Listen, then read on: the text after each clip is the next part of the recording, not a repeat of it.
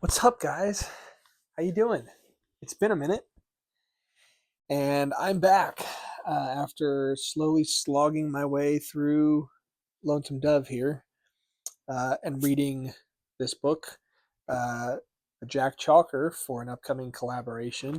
Um, but that's not for this video. This video is going to be discussing Theodore Sturgeon's More Than Human, a fix-up novel of about, you know, three novellas, if you will, that make up this one complete novel. I have here the Del Rey Gold Seal selection um, and the copy that I read. This was published 1953. It won a International Fantasy Award and I think a retroactive Hugo in like early 2000s. But this is the first book I've read of Theodore Sturgeon. Um, he he writes a lot more contemporary. His prose are much more contemporary feeling than that of some other '50s writers. But this one really holds up in a way that I don't think a lot of other Golden Age stuff has held up for me.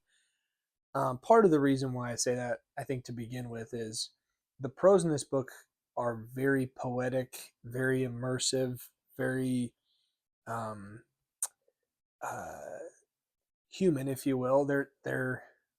They feel like you're really immersed into the character and to the surroundings, but they're told through like this floral, very kind of imaginative um, dreamscape, so to speak. And I think part of the reason is that was intended um, was because you're dealing with characters that are not really human, so to speak. And that's kind of where we get into the plot. I'll give you kind of a brief synopsis so I don't spoil anything major, and then we'll get into some spoilers so I can talk about my thoughts. We open on the first part. There's three parts, like I said. Part one, the fabulous idiot. Second part, baby is three, and then the final part, morality. We open with a 25-year-old idiot who is just he's not very he's not very smart, and he's just out in the wilderness, and he can kind of mind control. We don't really know exactly. I think one thing I'll point out really quick before I continue is the characters in this book and the supernatural things that they can do. Um, it's not like superheroes where it's just like he has super speed, he has X-ray vision. Like the powers that they have, powers if you will, the evolutionary abilities that they have, um, are kind of more. I don't want to say ambiguous, but they aren't quite as overtly described like that. You sort of um, as the book goes on and as the narrative unfolds, you start to understand what each of the characters can do, their capabilities. So, getting back into the plot, our opening character, who ends up being his name is Lone, um, alone without the A. He happens upon this girl in the like her her home. Um, an incident occurs where he connects with this girl in just a very he connects with her, and he's mentally they just have a connection. Um, and then uh, something occurs where he has to leave, and he's badly wounded, and he ends up being kind of taken in by this farming family, the Prods, and they sort of raise him. And then the first part has a lot of soul to it because it doesn't feel very science fiction esque at all. Truly, like there's very little that would lead you to believe that this is a science fiction or a science fantasy sort of novel. Um, the first part has this real warmth to it about the Prods raising up this young man who doesn't really have a lot of mental faculty going on, but he has a big heart, and he doesn't know what to do with his powers that he has of this kind of reading people's minds, mind control sort of thing.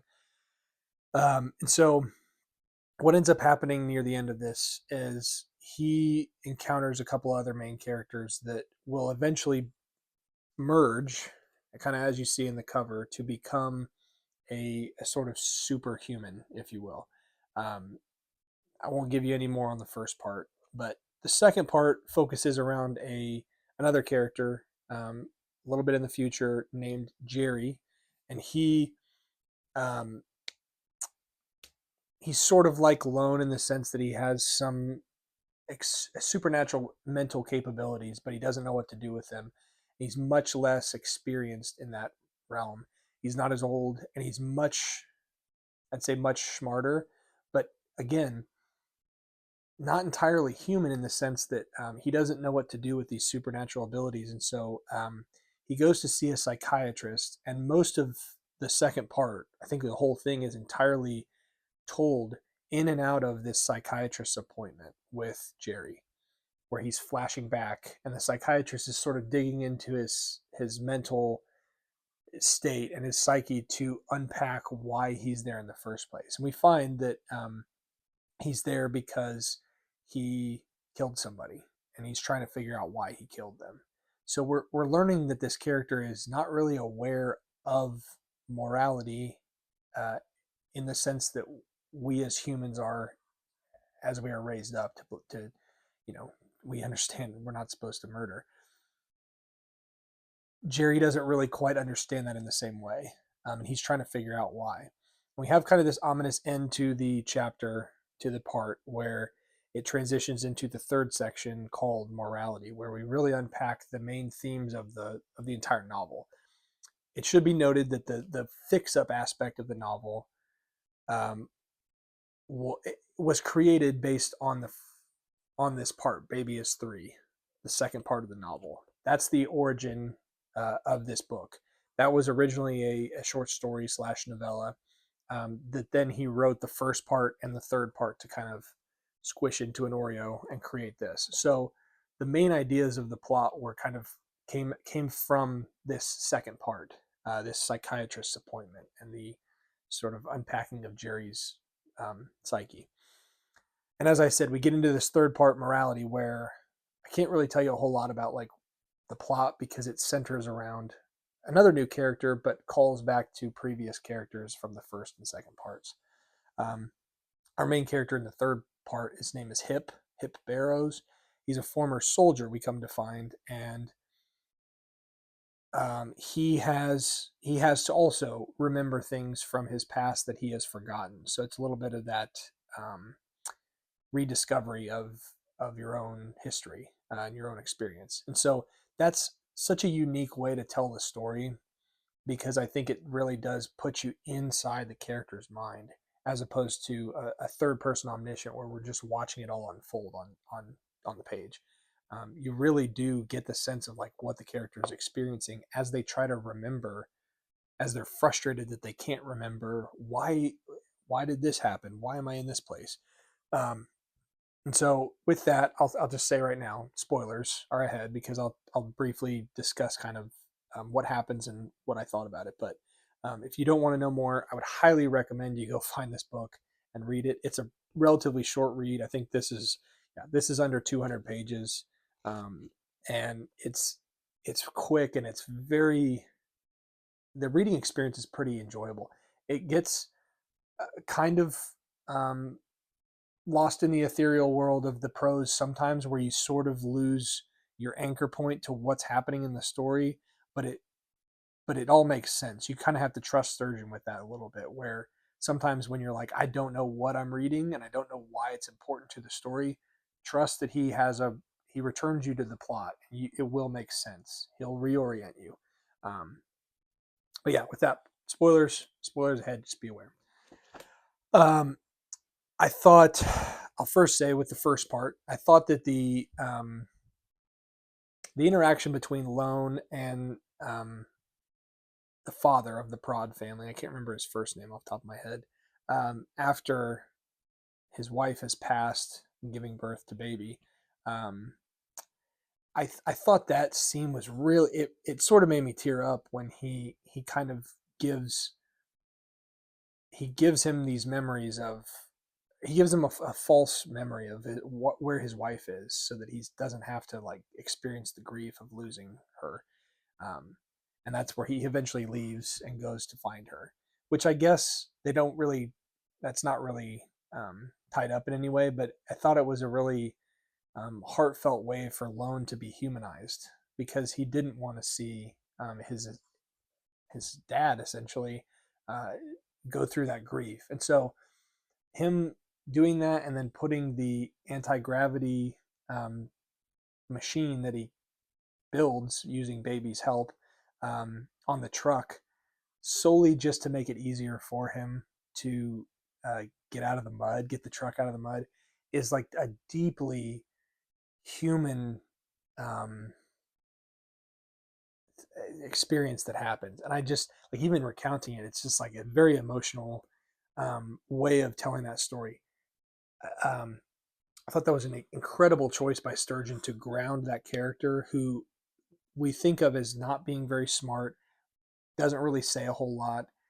You have a hard time really engaging with him because he's just not very emotive. He's not very responsive. And so you really only get to know him through his actions. And this action is clearly showing his love for the Prod family and for his kind of adopted father, if you will.